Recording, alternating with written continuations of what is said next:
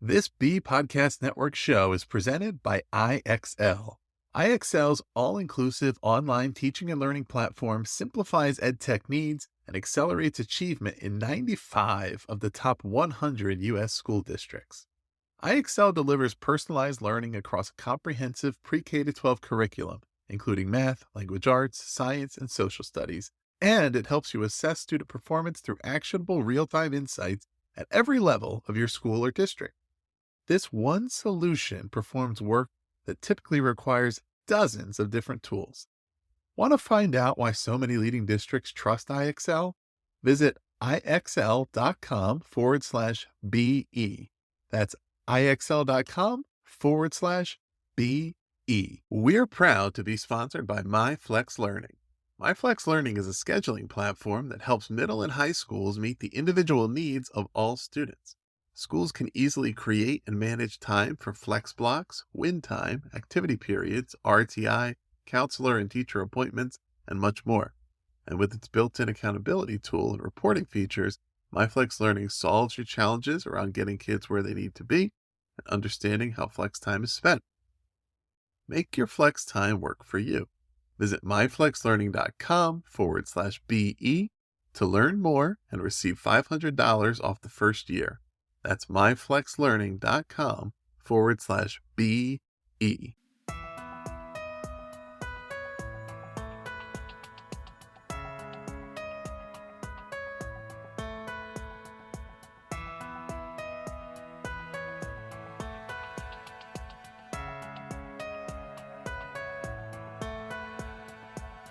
Welcome, everybody, to the Authority Podcast on the B Podcast Network. If you're one of our regular listeners, thanks for joining us once again. If you're new to the show, thanks for being here. I'm really pleased today to have as my guest Mark Miller. Mark is a business leader, best-selling author, and communicator. He started his Chick-Fil-A career working as an hourly team member in 1977, and today he leads as Vice President of High Performance Leadership. Mark currently has over 1 million books in print in more than 25 languages, and his latest, which just was released, is called Culture Rules, the Leader's Guide to Creating the Ultimate Competitive Advantage. Mark, thanks so much for being here. Ross, it is great to be with you. Thanks for the opportunity. Oh, absolutely. I'm really looking forward to this. And even from our pre-show chat, I could tell there's so much to unpack here. I wanted to jump right into some of the research you conducted. And throughout this book, you and your team conducted personal research with more than 6,000 individuals. And you found that 71% of US leaders believe culture is their most powerful tool to drive performance, but enhancing culture was ranking about 11th on the priority list. It reminded me of something that we saw here in education about a decade ago, which is potentially promising in this regard, which it was around social emotional learning at the time. And 97% of school leaders said it was very or somewhat important that they would be developing students' social emotional skills, but only maybe 30 to 40% had a clear plan of how they were doing it. And it took some time for that gap to be closed as they wrap their heads around the urgency and the practicality and all of that. So maybe that's promising here. But what did you find that explained the gap? What was kind of lagging there? Well, let me say that we did the research you just referenced. It was also representing 10 countries. We talked to senior leaders, mid-level leaders, and frontline employees. Hmm. And honestly, we were not shocked at that first number. We assumed that leaders would say it was important. We were terrified that it was so low in their priorities. And then we began to try and figure out, why is there this gap? By the way, there was nothing that ranked higher. It was rated as the number one tool to improve performance. Right. Nothing rated higher. And we found any number of things. I would say categorically, the first was busyness, complexity, competing priorities, what we call quicksand. And I actually wrote about that in my last book, about how to get out of the quicksand. It's a book on leadership effectiveness.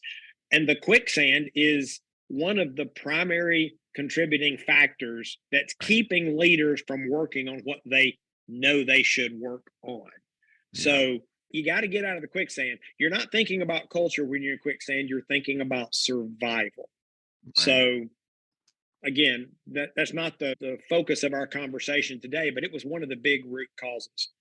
The other was the the challenge of culture based on its complexity, the squishiness of it. We'd rather say Mhm. it's strategic, but it's an unseen force. And so, Right. what do you do with an unseen force? Thankfully, we know what those elemental components are, right? Culture is the cumulative effect of what people see, hear, experience, and believe. Who controls that? The greatest lever in an organization regarding what people see, hear, experience, and believe is the leader.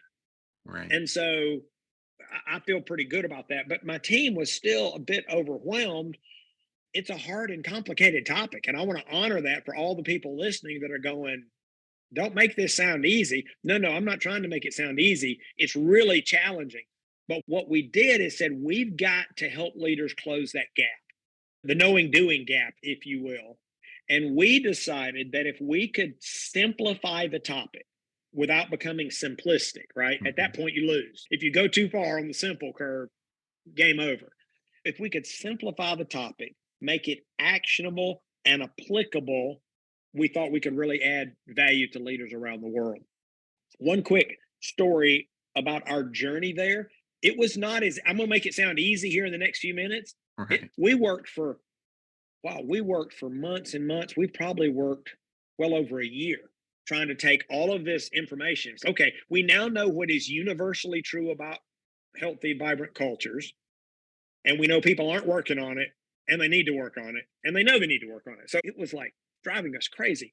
And we actually found inspiration from the Navy SEALs. So stay with me. I know this audience today are primarily educators. Don't draw too close a parallel between you and the SEALs. Don't, Right. that's not what I'm suggesting. But we did learn some things from the SEALs. Specifically, we were inspired when a few years ago they wanted to document their mantra. And the first thing they wrote down is shoot, move, and communicate. Now, we spent time with SEALs over the years. In fact, we interview SEALs every chance we get because we're going to learn something. And they would be the first to tell you that's not all they need to know to be a SEAL, but it is what they need to survive to fight another day. And we then went to work and said, can we figure out the shoot, move, communicate of culture? Something that is directive, powerful, truth based, and generates results. And that's the quest that the team has been on that ultimately led to the three culture rules that we're going to talk about today. Those rules, aspire, amplify, adapt, we're going to dig into each of them a little bit, but along those lines, when you talked about the three that the SEALs came up with, communicate is right in there, right in your bio. Communicator, I believe, if I'm not mistaken, one of your roles across your career was actually starting the corporate communications unit at Chick-Fil-A. I started the communications myself, right? So this is near and dear to our hearts. And with that aspire piece, which is where you're sharing those hopes and dreams for the culture and the leader is really setting out that vision, the first move is to decide and declare what you're trying to create. And I do want to follow on that through line because it's consistent here, which is that culture needs to be explicit. All right. This is something I talk to companies about a lot, is that you need to not only do the right things, but you need to tell people what you're doing. This is both internal and external. This is so that your team, your employees, your colleagues all understand where they're leading. And it also filters out to your customers, to your community. Ultimately, your culture is what people say it is, right? And so the best way to make sure that they're saying what you want them to say is to be telling them what you're working toward. You have to create that awareness, that understanding, so they can see, okay, yes, all right, now I understand. Now I see what they're doing. And I've certainly observed in my work, you may have observed this in your research, there's some disconnect here too, right? Where there's people who you would say otherwise, okay, they're good leaders in a lot of ways. They have strong values. They certainly have an idea of where they want to be going. They lead with integrity. They care about their employees and their company, but they're not communicating this the way they need to really establish it. Is there a holdup where there's some leaders that are almost wishing for culture, or are they hoping that the culture is going to follow other results, right? Well, if we do good work and we make a lot of money, then we'll have a good culture. What have you kind of seen and observed as far as when that piece of really declaring it, right, and getting it out there and talking about it is missing from a company that otherwise has a pretty good foundation. Two things come to mind. One, hope is not a strategy. Hope is a good thing, but it is not a strategy. And Right. so I usually want to ask a few more questions if somebody's hoping that X is going to happen or Y is going to happen or Z is going to happen, because I'm not betting on it. So that's the first thing I'd say. The other thing I'd say, I'm really not trying to throw rocks here, but much of that description you gave was not a leader. It Hmm. was a description of a good neighbor. Right. It's like leaders, men and women who can't tell people where they're going or what they're trying to accomplish or what they're trying to become or why it matters. I have to at least call into question, are they leading? Because I Right. believe fundamentally the leader's job is to create and sustain progress, right? To Hmm. move people and organizations to a preferred future. It's real hard to move people in mass to a place that you can't articulate. Right. And so I would really, really want to question, why wouldn't a leader tell people? Now, I will quickly add there are a couple of reasons. One is they don't know. And so I think they have to make a really high priority of figuring that out.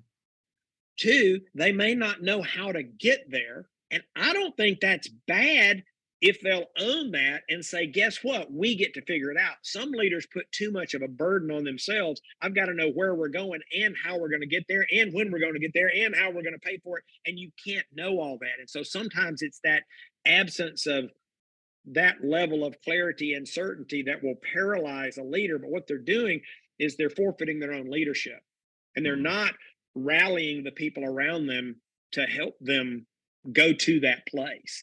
And then ultimately, when we're talking about culture, and you mentioned this pre show, you can't create a culture that others aren't helping you create. Well, if you Right. can't articulate it, then they don't know what to help you build.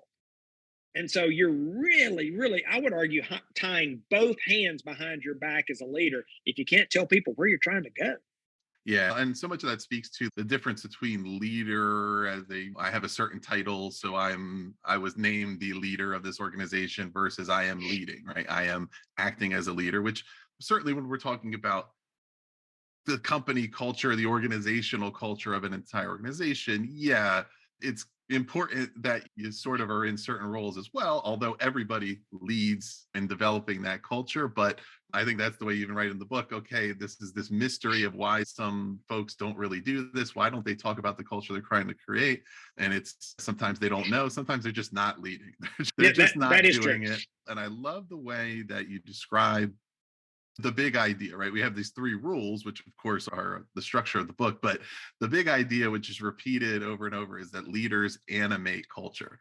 Love the word animate here, right? Because that's, I mean, when I think about what is my mission and my purpose and the thing that motivates me, it's the thing that animates me. It brings me to life. It's not just an energizer or a motivator, but it's truly the thing that makes the difference between you just not really feeling like it's part of what you want to do at all, and that connects so much to the ethos, right? The spirit, and that word spirit, the life, I think it represents something that's very, it's different from traditional ways that people may map out how a culture or how norms and procedures or anything are created, meaning it's not top down.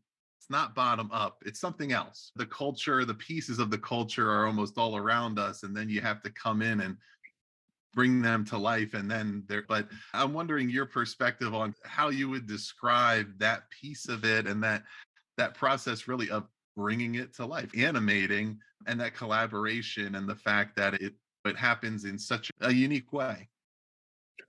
I think the entire process, the entire journey that we're going to talk about today are the three rules that we believe enable a leader to animate culture. Because you may wish or hope for a better culture, but there are three rules. Hmm. And that is Right. the engaging with and playing by those rules. If the game is culture craft, playing by those rules enables you to play well and to win.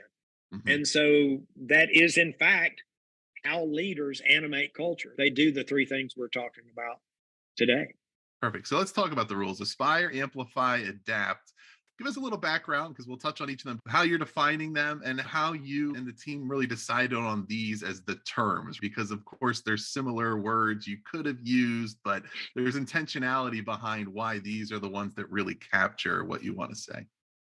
We've already talked a little bit about to aspire is to share your hopes and dreams. And we felt compelled, even though that doesn't feel insightful to many people. It probably wasn't insightful to us, but Mhm. we encountered so many leaders who can't do that. And then we encountered so many leaders who have created great cultures, and that's where they began. And so I tell people it's not the most important of the three rules, but it's first among equals for some of the reasons we're talking about. It's really hard. I would actually say it's impossible to intentionally and strategically attempt to create something you can't articulate. And we've already talked about that you need people to help you. Well, help you what?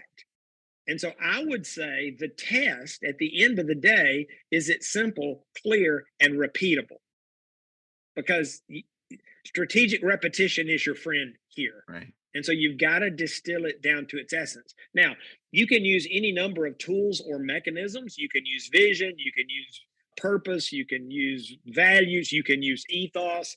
It's like one thing all of those tools, mechanisms have in common is they help you articulate your hopes and dreams. Mhm. So choose one of them, choose two of them, choose three of them, but then define the term is my advice because a lot of smart people disagree on what vision means. And a lot of smart people disagree on what mission or purpose means. So pick the term or terms that you want to use, define those terms, and then share your hopes and dreams over and over and over again, and you'll begin to make progress. And then how about amplify and adapt, those two, which we'll kind of move through, but that's sort of Sure. right the continuum of making sure that this is a consistent culture never ends, right?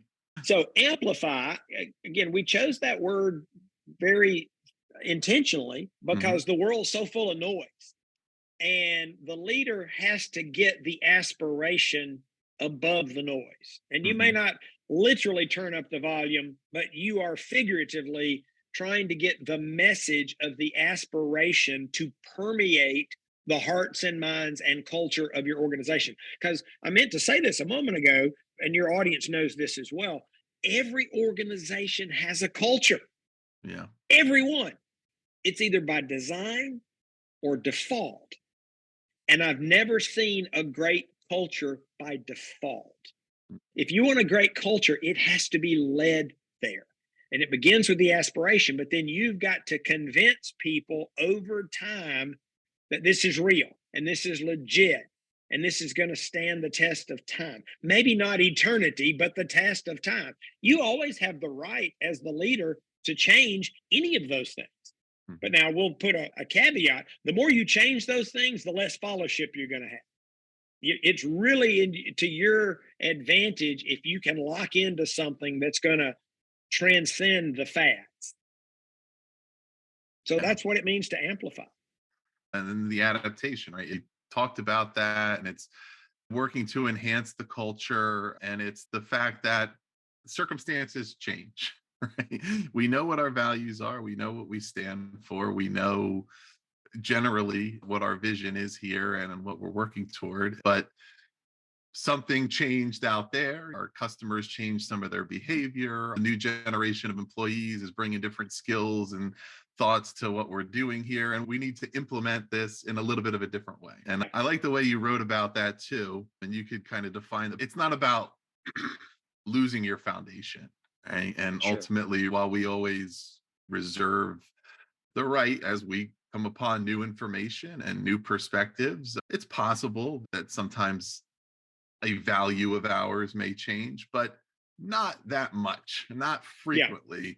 But the way in which we express it or utilize it or implement it may change because everything's interactive. It's relationships, it's the Sure. people we're Sure. working with. It's not just about what we think ourselves, but it's also about how we influence others and how we bring out the best in them. I agree with everything you said. Let me add two things to that. First is a cautionary note. when we get to adapt. Because here's my experience, and I think, again, your audience would resonate with this. If you have a clear aspiration and you amplify it well, the culture will begin to move toward that aspiration. That you're at a very precarious point in your journey. Because I know I'm a leader, you're a leader. Leaders love to get things done. We love to check things off. We love to move on. If you're not careful, and if I'm not careful, if your audience is not careful, you'll read those signs of progress and misinterpret it as success. And you will not think about adapt because you'll think you're done. You will actually move into protection mode. And when a leader tries to shrink wrap or bubble wrap your culture, you Mhm. suffocate it and you kill it. So, this whole idea of constantly looking for ways to enhance the culture, what I have learned in the book, when we talk about enhance, we deal with one form of enhancement. And I would argue that it's the most critical, and it's the most essential, which is dealing with the toxins. Mhm. Toxins are patterns of unhealthy behavior and unproductive behavior. Like, Right. if you see unhealthy attitudes, thinking, actions, you've got to deal with that. And I talk a lot about that in the book because a toxin can become a malady and it can metastasize and kill your organization. And we've got case after case in the book where that happens. But there are two other forms of enhancement. Let's say that many of your listeners, there are no toxins at a critical level within their organization. Well, congratulations. You're not off the hook. You don't get to stop looking for ways to enhance your culture. The second way you can do it is to double down on your strengths. If Mhm. you're really good at something and you intentionally get better, you just strengthened your culture. So Right. that's the second option. The third option gets very little airtime, and that is adding new capabilities. Let me give you an example from the chicken world. About 15 years ago, our senior leaders said, we need to be more innovative as an organization. Now, it's not that we were strangers to innovation. Truett Cathy invented the chicken sandwich. So we had moments of innovation, we had pockets of innovation, we had some people who had tendencies that would lead to innovation, but the enhancement that we needed in our culture, as deemed necessary by our senior leaders, was to be more innovative. So we actually said we have a new aspiration, not a totally new, to your point, we're not losing our foundation. We're adding something to our cultural aspiration. We want to be more innovative. And we began to do things to amplify that. And guess what? A decade later, we're much more innovative as a culture. So that's that third category of adding new capabilities. So if you have begun to move toward your aspiration, congratulations. Right. Are there toxins to attack? Are there strengths to leverage? Or are there new capabilities you need to add? You never stop working on culture. Right. I love that the second one too, leaning into your strengths, because it's something that, particularly when we talk about how culture is experienced at the individual level and how we fit into our companies, that there's so often pressure to strengthen our weaknesses, which a lot of times is important. But sometimes what gets lost in there is saying you could even strengthen your strengths, right? And how good does that feel? How does that contribute to your feeling of efficacy and competency within that culture? And to say, if I can multiply my ability to execute on the things I'm already good at, maybe the overall value I can contribute is even greater than if I get a little better at the things that are never quite going to be my strengths. Companies need to do all of the above, right? One of the important points you make about how culture is experienced at the individual level is it's also how the people in there respond to it and how they see, and that's how we can really grow. Let's talk about, so in the Aspire piece, one of the things that's important for our listeners to understand who haven't seen the book yet is that while these rules are here defining the process of establishing and building and maintaining culture, it's made very clear that there's no one kind of culture, right? There's no one answer. Every culture is unique and in fact needs to be unique, right? Forgery is a crime, especially thinking about so many of the examples are organic and authentic, right? It needs to come about. There's active work to establish it, but it needs to really make sense within the context of your organization, what you do, who you are, and be authentic to you. I think people can probably think of examples of companies who tried to copy at least something of a culture, right? I think it's one of those things. We've seen it in technology where certain companies will pop up and they'll try to just directly copy something that Apple does. And everybody points to it and says they're just trying to copy Apple. It's clear right away because people understand what that brand and what that culture looks like. And then they say, this is not, it's inauthentic. It doesn't resonate. And it was no surprise to me along those lines that so many of the examples in this book of CEOs now who have gone about with a culture rebuild have been with those companies for a long time. They came up in different roles, they've been there, they really know that organization, they understand it deeply. It's not necessarily that that's the only way it can be, but it's that institutional knowledge almost and that care to say what's really unique about us. I'm not just coming in and thinking that the answer over here is the answer here, because while that might work for certain business functions, culture is a different thing entirely. So I was wondering if either based on just working on this book or just even in your experience in your career, how you feel like the unique knowledge of a company and what it is leads to better culture building. Those things that you would miss if you hadn't spent the time there seeing what didn't work in the past, what did work, really thinking deeply about. And of course, this is consistent with your career as well, being in the company for a long time. There's things that you may have done really well if you just came to Chick-fil-A today from somewhere else, but there's other things that there's no way you could possibly know it. Yeah. So here's, I guess, my take on that is organizational and institutional knowledge is essential. I don't believe that you necessarily have to spend a career somewhere in order to understand and respond accordingly and appropriately. I'll even give the example of Satya Nadella when he took over from Steve Ballmer at Microsoft. He had been with the company for years. Right. He still went on a listening tour for almost a year before he set his new cultural aspiration. Because my impression is he felt like even though he had institutional knowledge, it was from a different perspective and he Right. wanted to round that out. So I would say, particularly when you get to adapt, and you might argue that if you're moving into an existing culture, then adapt is where you're starting, right? Because there is something already as opposed to being a founder with a startup. And in order to adapt, you must listen well.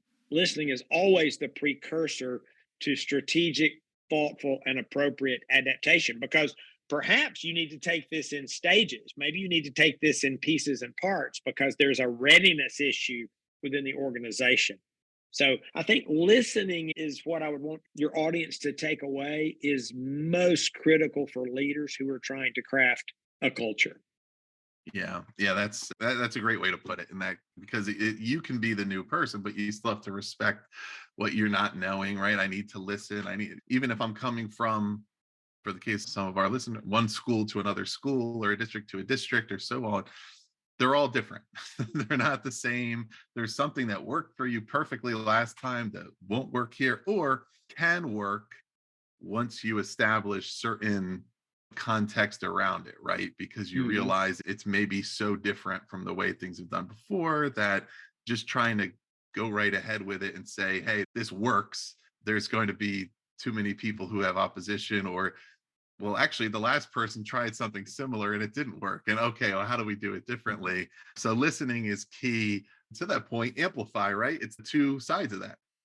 It's listening, speaking, listening again, speaking, right? Reinforcing, repeating. I told you before we started recording, this one in particular really resonated with me. The way when in my consulting work, I describe it as helping kind of leaders and organizations from vision to decision, meaning helping them identify and articulate their values and vision, and then follow through with the right strategic decisions that point back to that. Okay, we have a couple of choices to make here.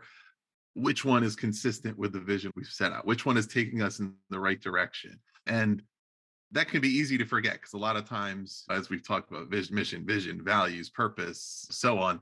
Number one, they're just words until you define what they mean. And two, so a lot of times they're just words on a paper. Okay, we wrote a mission and vision a few years ago. I think it's over there somewhere. Right? When we get to this amplify piece, in one of the testimonials for the book, John Acuff wrote, "Culture is the hardest thing to build and the easiest thing to lose." And it stood out to me. I said, to me, this is a really big inflection point here, particularly when you're talking about growing a company. Maybe you're at the earlier stages, you're adding new employees, you have people coming in, they have great talent, great enthusiasm, they love what you're telling them. And then if you're not amplifying it, you're clearly not really consistent in it. It's, maybe they don't really mean that. Maybe that's just what they say because they know it sounds good. How did the best leaders, from your observation, ensure the amplification? I guess I would say, right? You even reference some leaders in there when you talk to them. How often do you guys talk about your culture? And they say, "What do you mean, every day?" But how do they really do that? Because while each stage here is critical, this one is a differentiator. Okay, a fantastic question. The leaders who build thriving, dynamic, high performance cultures invest time strategically and purposefully on culture building. Now, Mhm. you maybe think, well, don't they have a lot to do? They do have a lot to do, but they see this as such an integral part of their role. It's not extracurricular, it's essential. Now, some leaders miss that. I told this story in the book. I met with a leader, a CEO of a 100-year-old organization, very successful organization. He was so proud of the work they had done to reaffirm their vision, mission, values. And he shared the work with me, and they had done the hard work. They brought in a consultant, had a leadership team. They worked on it for a long time. And where they landed, I thought, from what I knew of the organization, captured their ethos very, very well. And he said, during the course of our interview, he said, "Now I need to unfortunately excuse myself a little bit early. I've got to go talk to new employees this afternoon." I said, "Fantastic. I assume you're going to talk to them about what you just shared with me and the values." And he went, "Huh, no, hadn't thought about that." He said, "Maybe I should." See, I wasn't asking that leader not to add stuff to your calendar, but as you go, when you talk to new employees, when you talk to other employees, when you do one on one conversations, when you talk to vendors, when you talk to recruits or prospective employees, all of those are opportunities for you to talk about culture. And then as you go through your day to day activities, you have the opportunity to model for people what culture in action looks like. So I think to answer your question is it's an ever present responsibility and opportunity that the best leaders embrace wholeheartedly because they know that culture drives everything. The late Mhm. Peter Drucker, I don't know if anybody in your audience will know that name, probably the greatest management and leadership thinker of the last couple thousand years. And he said that culture eats strategy for breakfast. It drives everything in the organization. Again, we already said leaders around the world know it's the most important driver they have for performance. So, how do you do this amplification thing? You do it as you go, and you're always looking for ways to amplify the aspiration. And that's what brings it to life. That's another Right. piece of how the leader animates culture. They Yeah. live it. Do you think that for organizations where the leadership does a good job with the amplification, people that don't work there that interact with that company still feel it, right? Especially if you go to more than one different Chick-fil-A restaurant, you notice, okay, there's some consistency here. I'm getting a picture here. We talked about Apple, you go to Apple stores, things like that. There's certain airlines you fly where you just know there's something different. And you might not exactly know, but I bet you can make an educated guess and say, I'll bet their culture has something to do with this and this, but seems like it would really help that piece as well because when it's so consistent internally, then everybody who's having interactions with you is getting that picture. Yeah. It's when you amplify consistently over time that you inculcate those beliefs and those behaviors. You Mhm. make them part of the experience. And I would agree in so many instances, you know so much about the culture, about what you experience as a customer. Absolutely. Awesome. So the third being adapt, and then we're going to hit a lightning round here in a minute, but let's touch on adapt briefly. And I love you write it's a little piece, but it's adapt, not react. Then there is a significant difference there. And so I wanted to give you an opportunity to talk about what you mean by that phrase. Yeah, I think the ideal is that as much as possible, you are proactive Mhm. as you adapt in anticipation of. One way I've heard it described is you really do want to dig your well before you're thirsty. Mhm. Now, sometimes you get it right, sometimes you don't. One example for us as an organization is we started working on improving our drive through several years ago. Well, that turned into a real strategic advantage for us during COVID because when we shut our dining rooms down, a whole lot of business had to go through the drive-through. And so the fact that we had started working on that before, now that's not necessarily a cultural example, but it is an example of being proactive and making changes in anticipation of future events. And Mhm. so I think the same is true with culture, though. Even the example I shared earlier, when leadership said, hey, I think it'll help us if we can become more innovative across the staff as opposed to relying on certain teams or certain individuals from time to have a moment of inspiration. Mhm. That was in anticipation of a changing world, a dynamic world. Now, all of that to say, there are still times that organizations have to react. But my bias is you'd rather be proactive than reactive whenever possible. And some of the things you can do from a proactive standpoint will help you react better. If you've invested in leadership, as maybe the ultimate example, men and women who understand how to lead well, they can lead in a crisis as well as when things are more normal. So, yeah, just as proactive as possible. We talk a lot about the leader's responsibility and opportunity to see the unseen. That includes seeing obstacles and barriers as well as opportunities that don't yet exist. That's why we challenge leaders. You got to spend enough time in the future to ensure that you have one.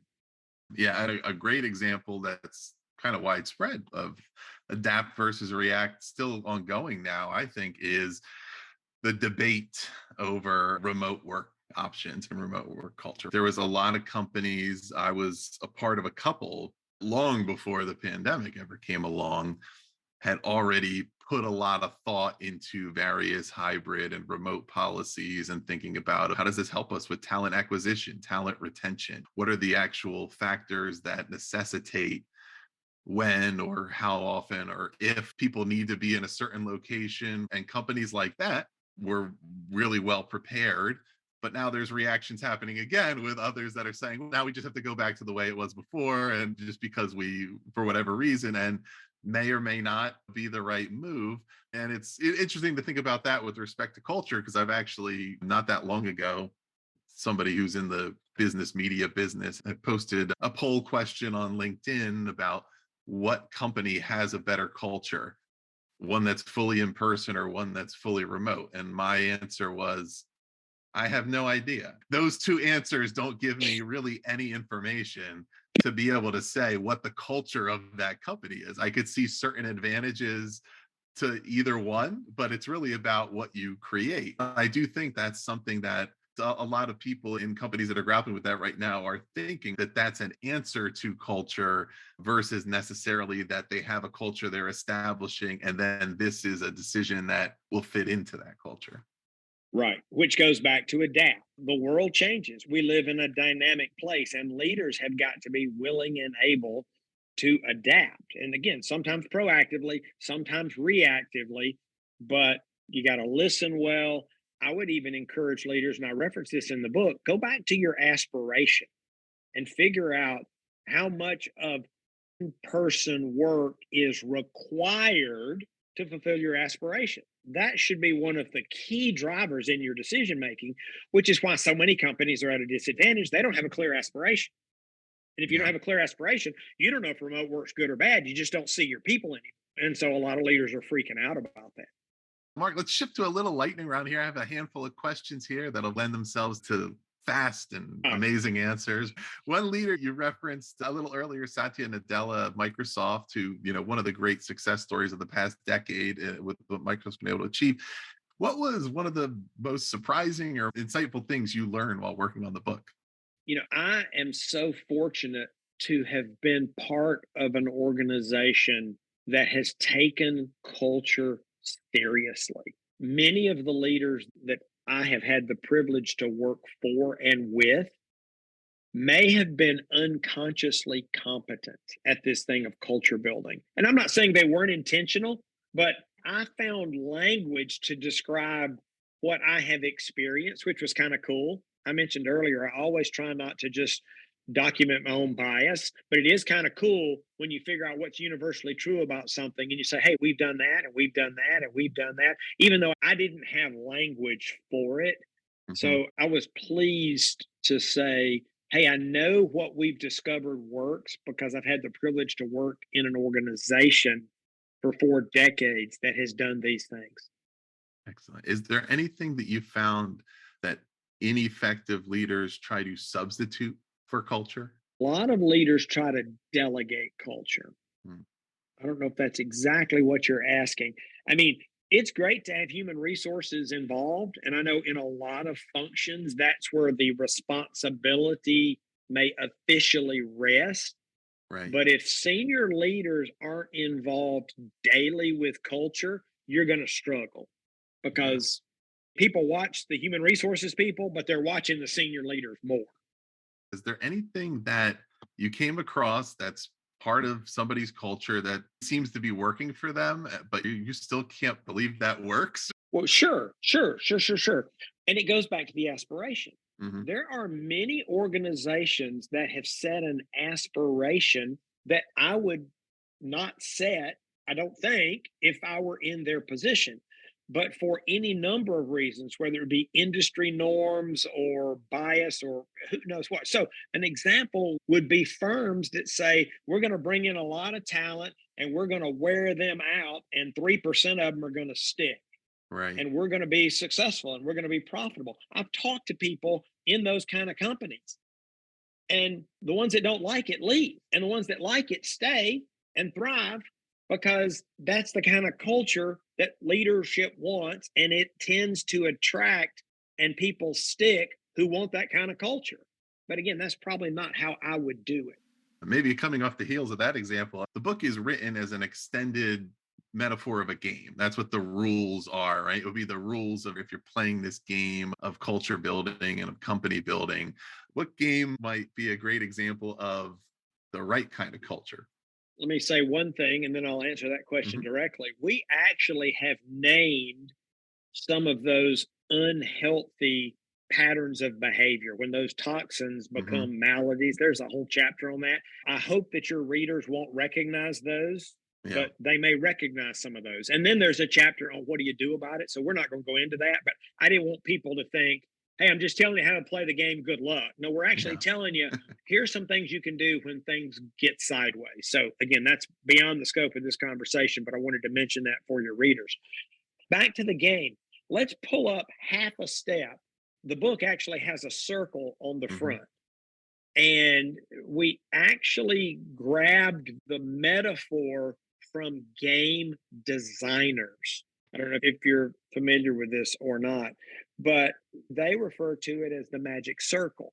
And the concept is you, as the game designer, can create an environment that people will enter in willingly, suspend judgment to some extent. In Monopoly, the banker is not a banker, and they're probably not Right. qualified to be a banker, but you suspend judgment, right? So you enter willingly, you suspend judgment to the extent necessary, you engage fully, and you might even have a good time. That's what game designers are after. And so that Right. was the highest level metaphor. What are the rules that enable an organization to create their own magic circle? And those are the three rules that we've been talking about. Yeah, excellent. And some of our listeners who have worked a little bit with game-based learning and gamification, some of that might sound familiar. There's some really interesting books out there around engagement and what that looks like. And it's the same thing, right? You're trying to create that culture of engagement within a classroom or within a school and within a company. It's about having everybody feel like they're a real part of it. What does measurement look like? You kind of write about measuring the right things and some questions around that. So you can talk a little bit about that piece. Sure. I would take leaders back to the aspiration. The way you measure culture in a professional service firm that's trying to wash out 95% of the people is different than the way you measure culture in a school or a chicken restaurant. Right. We've talked about Satya Nadella several times during this conversation. When he wanted to shift the aspiration from know it all to learn it all, he set their primary cultural metric as growth mindset, the concept pioneered by Carol Dweck. And so, if you want to have a culture that is known for a growth mindset, that's a great metric. But if Right. that's not what your aspiration includes, you need a different metric. So I tell leaders, go back to your aspiration and you'll figure out what your metrics are. Excellent. That concludes the lightning round. So, this is something that I know will definitely resonate to listeners. And it was sort of a through line I noticed throughout the book. And it certainly relates to this word innovation, right? That we talk about a lot. What does it mean to innovate? I noticed a few great examples of how there was this connection between innovation and inclusion. There was this purpose toward including people and the innovations. And one was the Arizona State University example. They set about this purpose to become a comprehensive public research university, measured not by whom it excludes, but by whom it includes and how they succeed. So, thinking about how many people can we touch and how are they going to be successful? And their enrollment has skyrocketed. They've innovated a lot in online learning. Microsoft comes up a lot, but I totally loved what their hiring practices have been with this culture shift to screen people in, not out. And meaning, let's look for reasons why people should work here, not why they shouldn't. Let's learn who they are and what they can help us with. Expand our talent pool instead of going to the same few universities and hiring a lot of the same people over and over again. Let's see who else is out there and what do they know that we don't know and how can they help us grow. To wrap that all together, I was just interested in what you learned about innovation and how innovation can be a tool to involve more people, serve more people, and to make substantive, real change in organizations. Thank you for that. And I don't know how this will land with your audience because I know there are a lot of creative people in the world and there are a lot of people that have an innovation bias. But in an organizational setting, innovation still begins with leadership. Leadership, in the best case scenario, encourages, advocates, resources. It is hard to innovate if your organization doesn't want you to innovate. So, my encouragement to leaders who want more innovation is make that part of your aspiration. However, you choose to articulate that.